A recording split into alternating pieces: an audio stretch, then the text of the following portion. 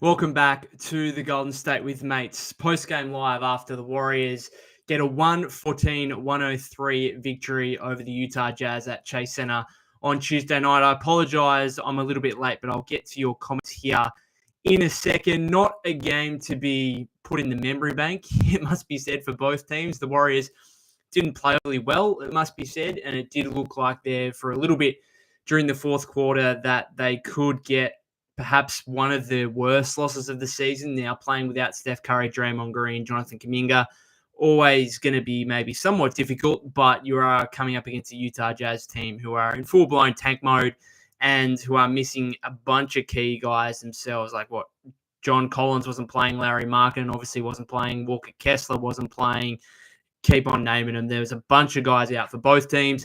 And the Jazz, after trailing by 11 at the end of the first half, got back within one at 100-99 there with 6 minutes left. And you thought, geez, if the Warriors lose this game, this has got nightmare written all over it. And fortunately for them, they went on an 11-2 run and kind of closed the game out there and made it comfortable enough, kind of eased concerns to the point where the game wasn't really in danger with a few minutes left. But again, they didn't play overly well. They shot just 39% from the floor, of course, coming up against the Thunder.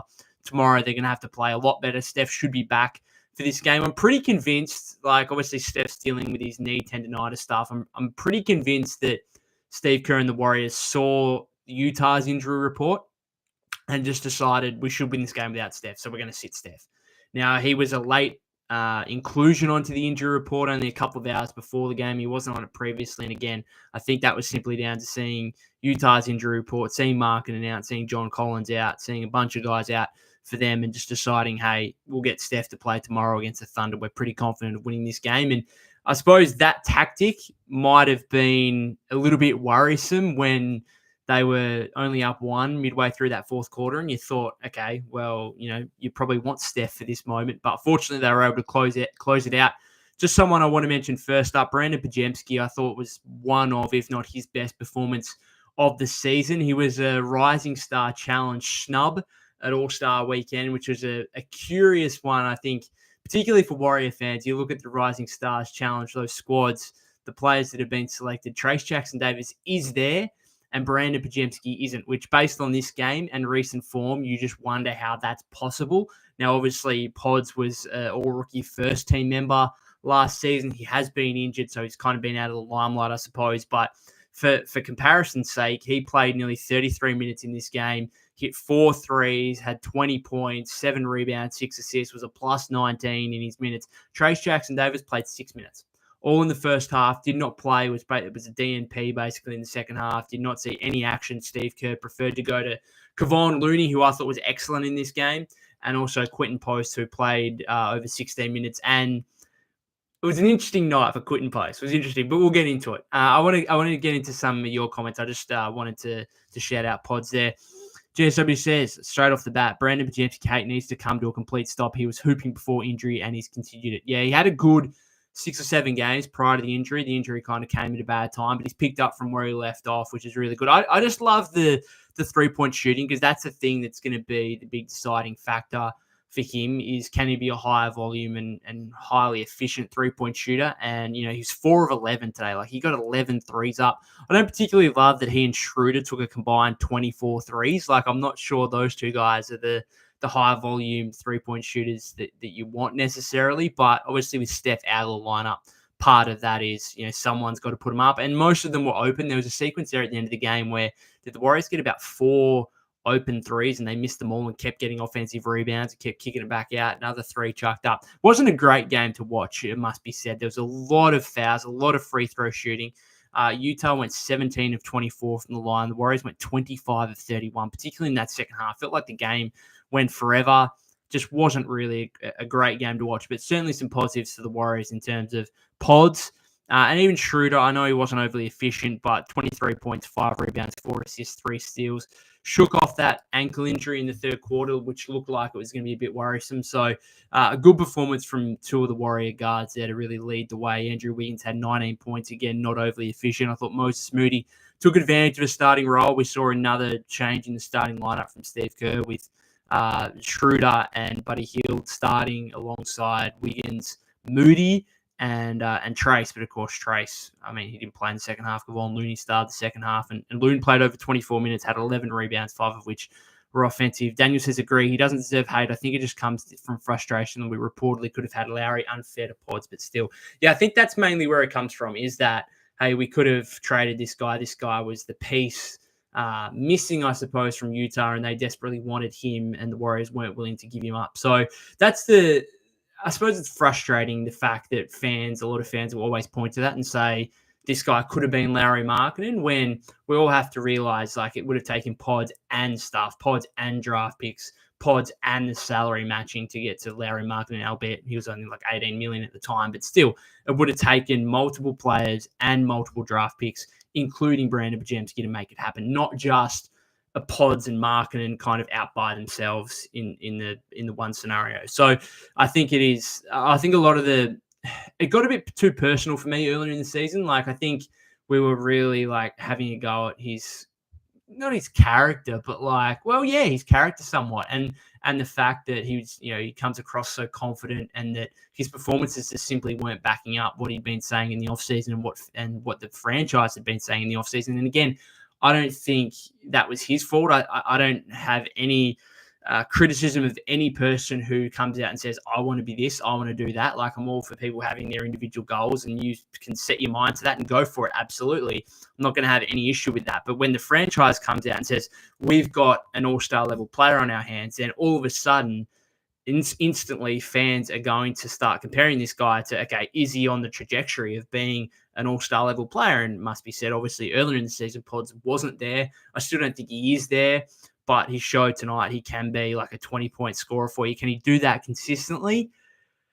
I don't know. That's going to be the real question mark, because that's always been the scoring has always been the thing for me. Like, he can do so many things for you and be such an effective player, but like, how many star players are there that have never averaged like 20 points? I think, maybe Draymond's an out of the box. He's a rare one where, he's considered a star and has been a 4-time All-Star in his career because of his playmaking ability, because of his ball handling at the forward position, and most notably his defense.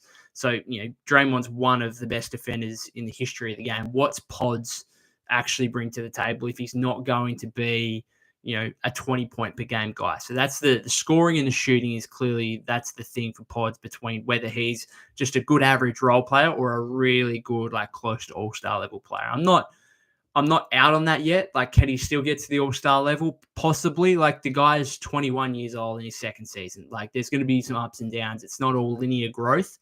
And that's why I think even when he was struggling earlier in the season, yes, I was critical of his play, but I also said at the same time, hey, like, you got to be a bit patient, and you can't change up your mindset on this guy based on 20 games. And I'm very glad that he's starting to turn things around.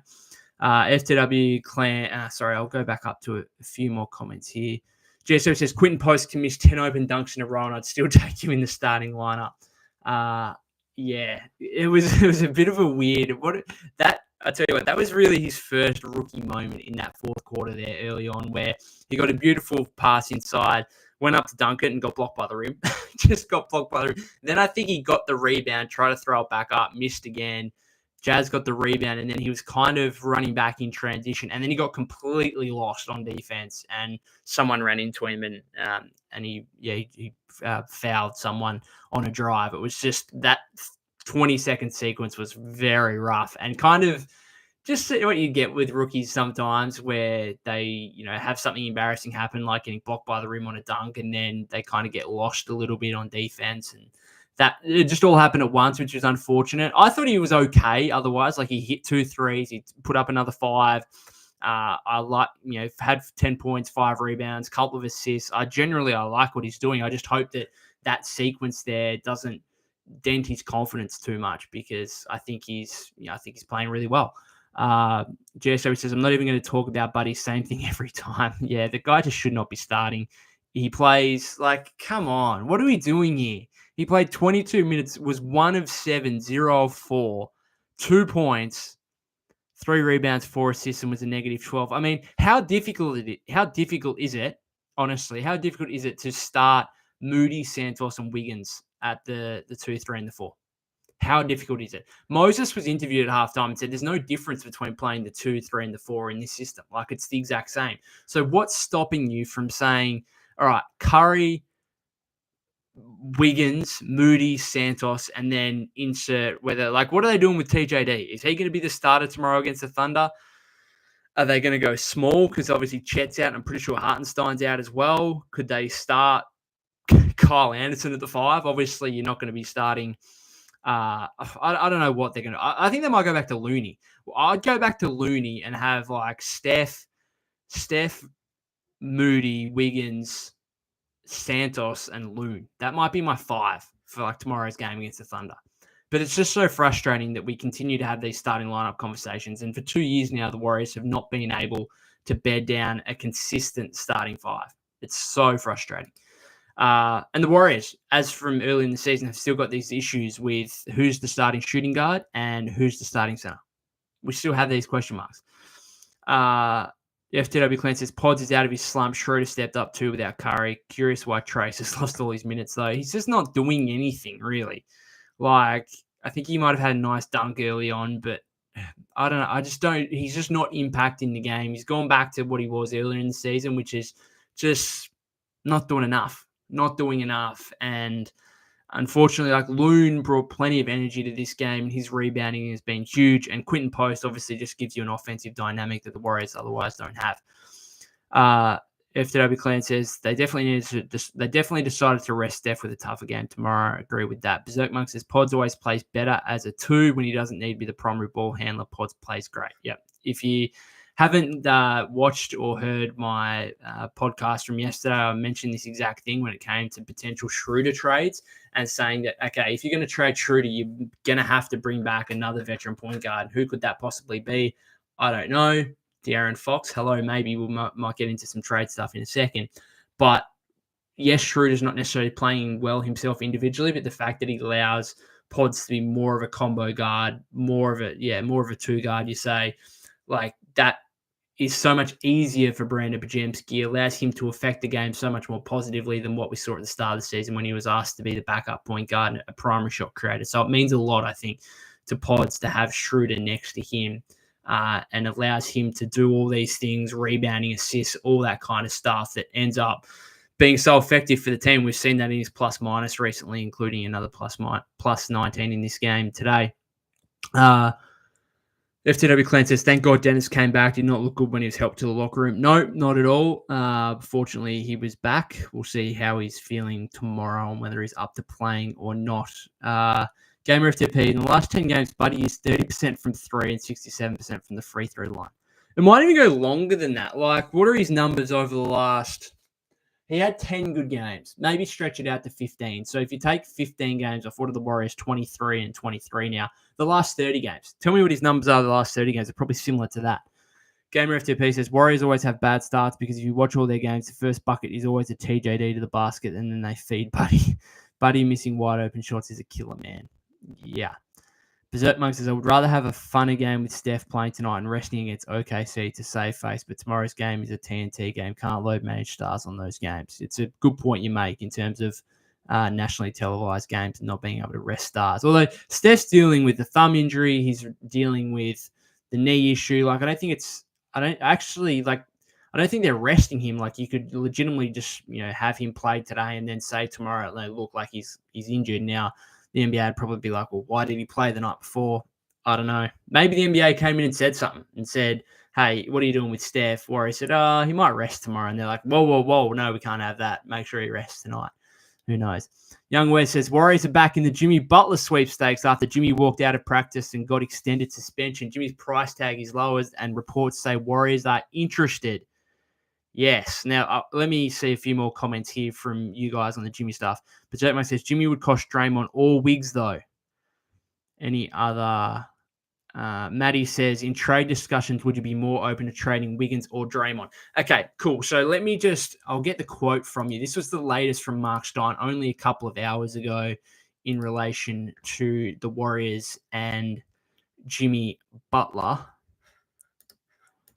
Sorry, I'm just getting it up here. Mark Stein, obviously long-term NBA insider, says there was likewise a belief Tuesday that Golden State, thanks to the presumed lower threshold now needed to satisfy Miami, was indeed poised to re-enter the trade fray for the six-time NBA All-Star. So there is the confirmation the Warriors have renewed interest in Jimmy Butler. Obviously, did have a couple of months ago now almost, and then it kind of petered out to nothing. And now, all of a sudden, less than 10 days, just over a week out from the deadline, there's renewed interest in Jimmy Butler. Look, for me personally, what does the lower price entail from the Warriors? Okay, so to me, that sounds like, all right, no longer would it take Jonathan Kuminga. No longer would it take Brandon Podziemski. No longer would it take significant draft capital. I think we're honestly I think Miami are probably sick of the situation to the point they'll just take contracts on. So long as they're short-term contracts. They're not going to take on Bradley Beal 2 years left at over $100 million. We know that. So they just want, I think, short-term contracts. Maybe you throw a bit of... I'm not even sure a first-round pick would be necessary right now. So that means, again, from a Golden State perspective, no Kuminga, no Podziemski, probably not even a first-round pick. So what can the Warriors offer up? The issue is here with Jimmy Butler is he still makes $48.8 million. So he's still having to trade a bunch of guys, including one big salary. And as you guys have mentioned in the comments here, it's going to have to either be Andrew Wiggins or Draymond Green. From my perspective, I'm just not doing that. I'm flat out. I'm sorry. I hope the Warriors stuff in terms of being linked to Jimmy Butler again is kind of just news and not actually like reality, because I don't really want it to happen.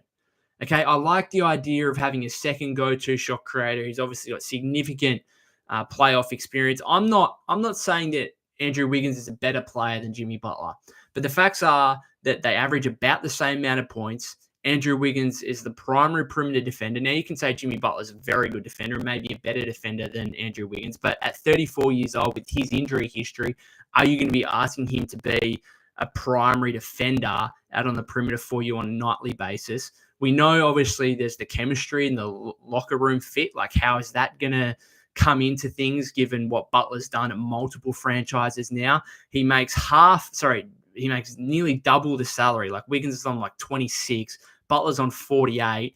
If you're trading Wiggins for Butler, okay, you're going to have to give him a big payday in free agency to retain him. Otherwise, he's just going to walk. And then if he walks, and you've basically just traded Wiggins for a 2-3 month rental, and this team right now at 23 and 23, you go and get Jimmy Butler tomorrow, I still have serious doubts on whether you're a playoff team. So what, you're going to trade Andrew Wiggins for 2 or 3 months of Jimmy Butler and possibly end up as either not a playoff team or a first round exit at best? Is that what you're going to do? I just don't think.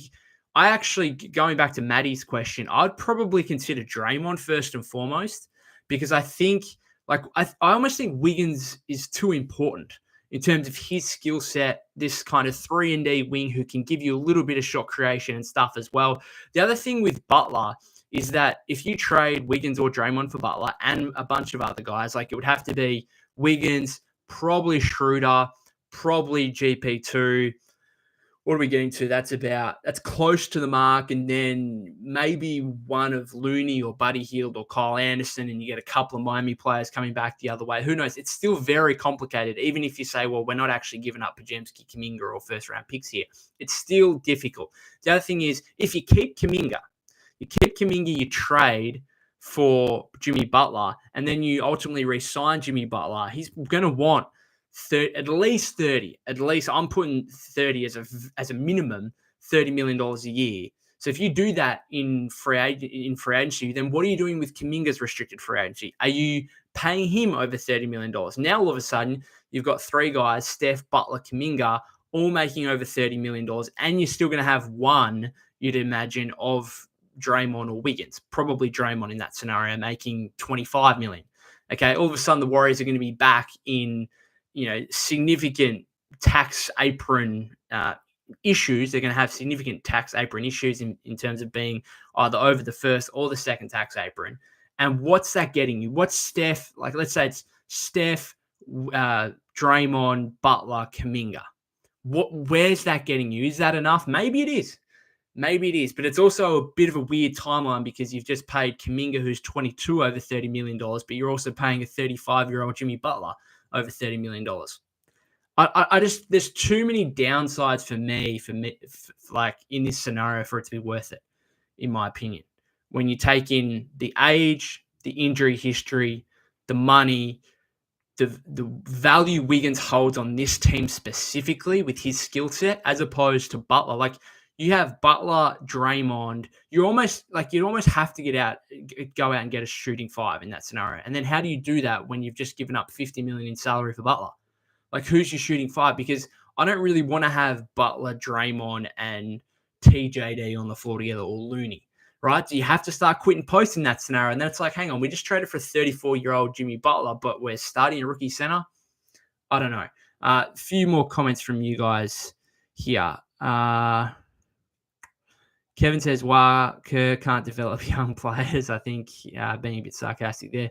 Griffin Gamble, my colleague at Blue Man Hoop, says, "Brandon has been really great since returning from injury. Really nice to see." Yep, he's been excellent. Cornelius says, "Moody deserves to close games over Pods right now."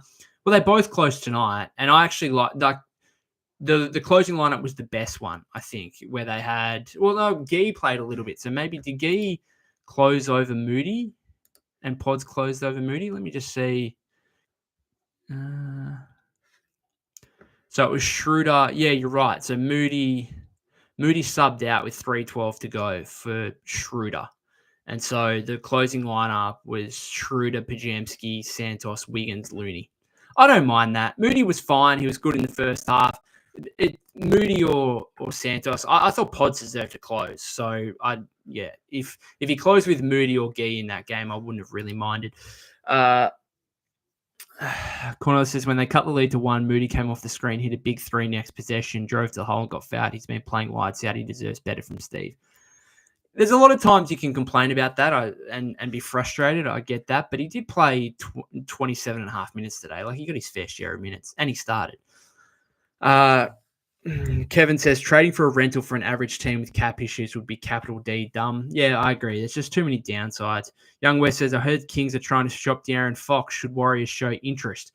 Yes. So if I was the Warriors and I was looking at one of these two players before the deadline, then I think Fox would definitely be the one that I go after because he's making slightly less. Now, yes, he would require much more in the way of assets. Now, you'd probably have to give up one of Kuminga or Podziemski in that scenario, probably Podziemski, I'd imagine, and probably draft capital on top of that.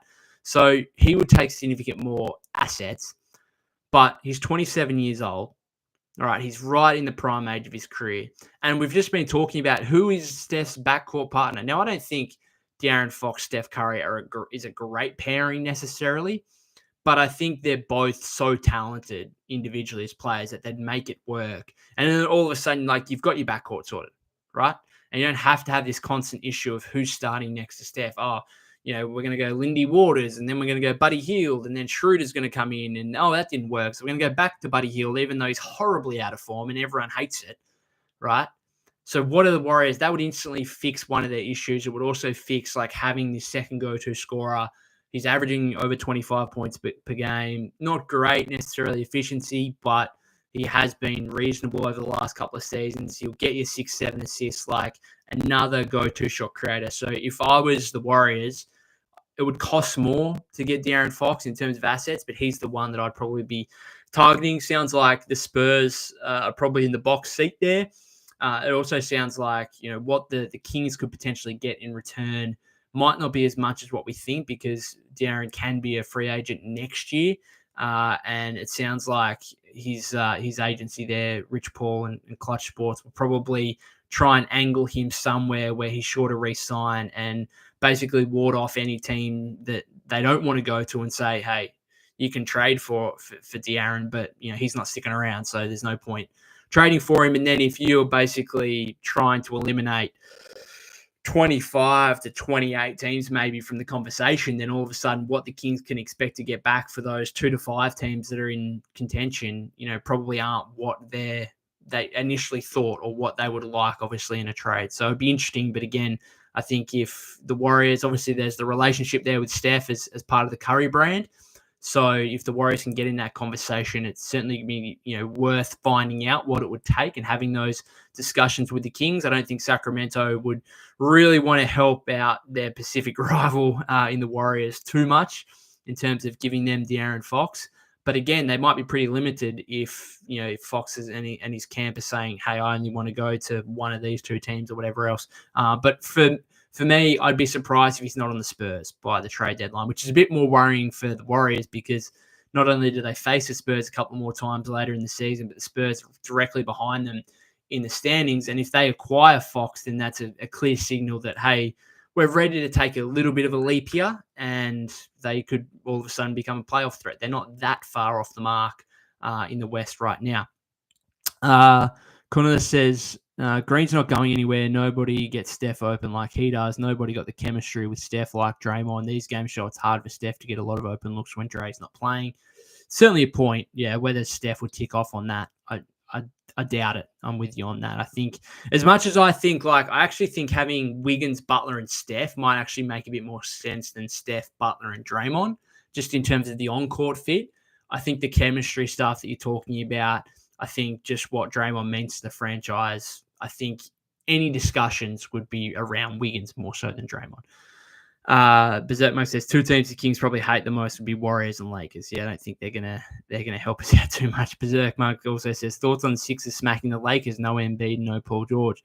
Davis got injured 10 minutes into the game, almost the same scenario as the Christmas Day game. Yeah, I didn't actually watch it, but yeah, good result for the Warriors, I suppose, in terms of the Lakers losing any results for the Warriors that ends up with a team above them in the standings losing is a good result. I mean, Houston getting the win over Atlanta. Houston way too far up the standings for the Warriors to even be able to look at them, basically. So that doesn't really matter. But yeah, let's just have a look at the updated standings at the moment. In fact, let's just check the cricket score. I think it's lunch. Sorry, I've also had the cricket going. Australia, Sri Lanka here, just checking the scores, but it looks like it's lunch. Someone knows the score and is actually following the cricket and is an American, then let me know.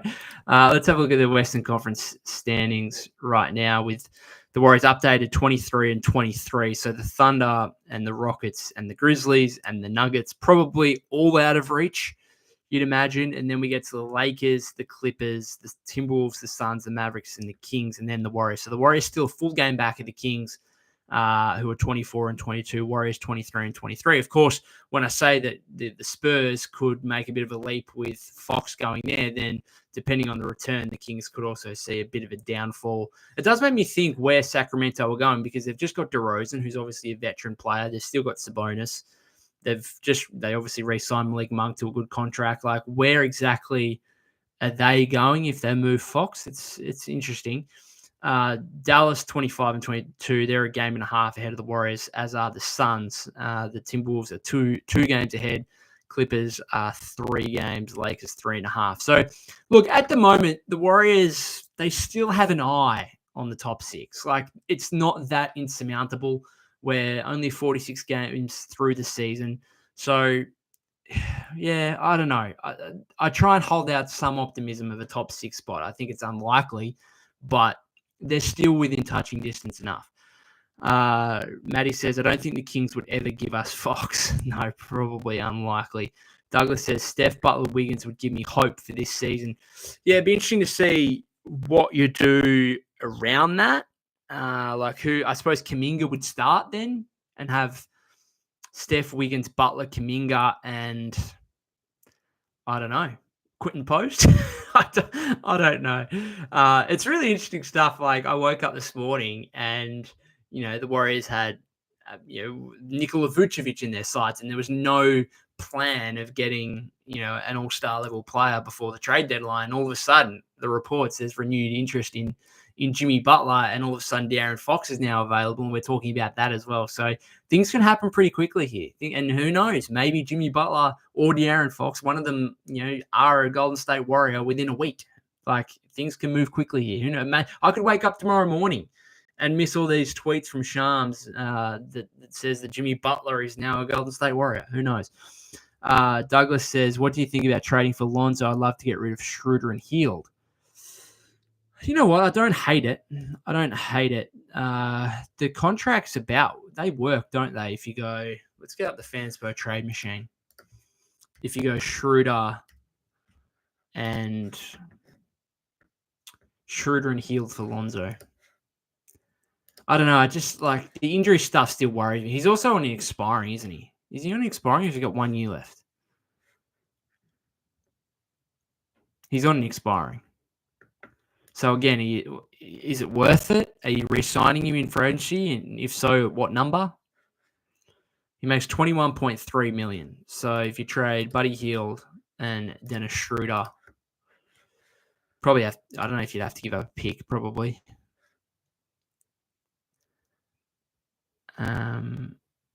God, if Fanspo have got this all.